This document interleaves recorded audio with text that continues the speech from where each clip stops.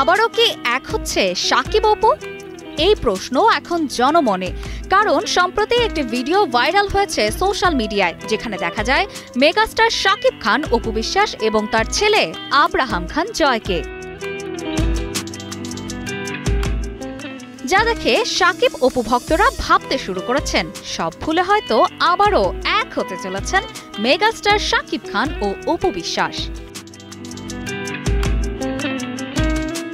এদিকে সিনেমা ভক্তরা শাকিব খান অভিনীত তাণ্ডব নিয়ে ব্যস্ত সময় পার করছেন। তখন শাকিবকে দেখা গেল ব্যস্ত সময় পার করছেন পরিবারের সঙ্গে।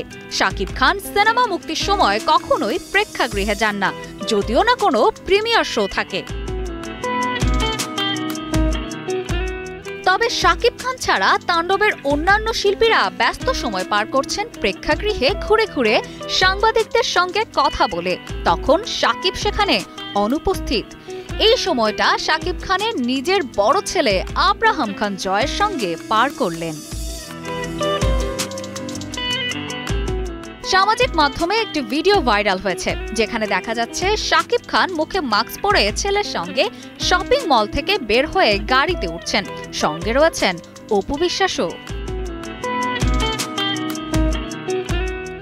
ভিডিওটি সম্পর্কে জানা যায়, শাকিব খান ও তার সন্তান আব্রাহাম খান জয় ও অপু বিশ্বাস একই রকম মাস্ক পরে গাড়িতে উঠেছেন। টানা সপ্তমবারের মতো বেস্ট টিস্যু পেপার ব্র্যান্ড হিসেবে স্বীকৃতি পেয়েছে বসুন্ধরা টিস্যু। গাড়ির সামনের আসরে বসেছেন শাকিব খান ও তার বড় ছেলে জয়। পেছনে ওঠেন অপু বিশ্বাস। জয়ের হাতে ছিল একটি ব্যাগ। ভক্তরা ভিডিও করতে শুরু করলে অপু বিশ্বাস ঘুরে হাসেন, কিন্তু শাকিব খান দ্রুত গাড়িতে উঠে বসেন। তারা ছেলের জন্য কেনাকাটা করতে এসেছিলেন। নতুন এই ভাইরাল ভিডিও নতুন করে গুঞ্জন উস্কে দিল। তবে শাকিব খানের একটি সূত্র বলছে, এমনটা হতেই পারে। শাকিব খান তার দুই ছেলেকে খুবই পছন্দ করেন। ছেলে অন্ত প্রাণ তিনি। তাই আজ অপু বিশ্বাসের সঙ্গে দেখা গেলেও কাল হয়তো বুবলির সঙ্গেও দেখা যাবে।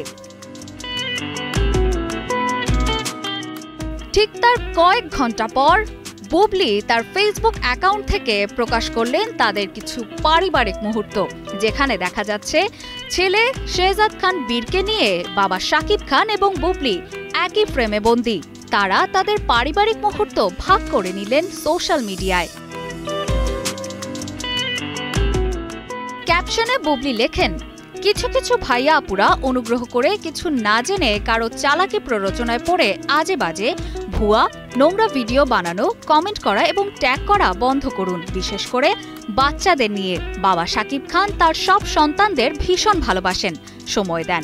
শুধু শুধু সন্তানদের মধ্যে বিভাজন করবেন না এবং হিংসাত্মক মনোভাব ছড়াবেন না।